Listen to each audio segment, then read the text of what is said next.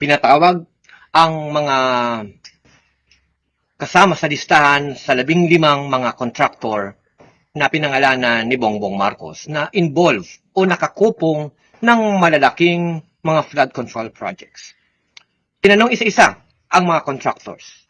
Pero hindi dapat mawala kung sino ang nagbigay sa kanila ng pondo. Sino ang nag-insert ng malalaking pondo mula sa Senado at sa Kongreso. At papaano ang kutsabahan ng iba't ibang mga ahensya ng gobyerno katulad po ng DPWH, katulad ng COA, katulad po ng iba pang mga departamento ng gobyerno na dapat tinitiyak na natatrabaho at nagagawa ang mga proyektong ito.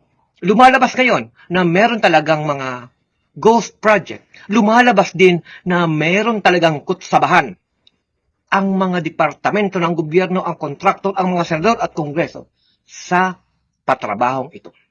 Papaano matityak at papaano mapapanagot ang mga magnanakaw ng bayan.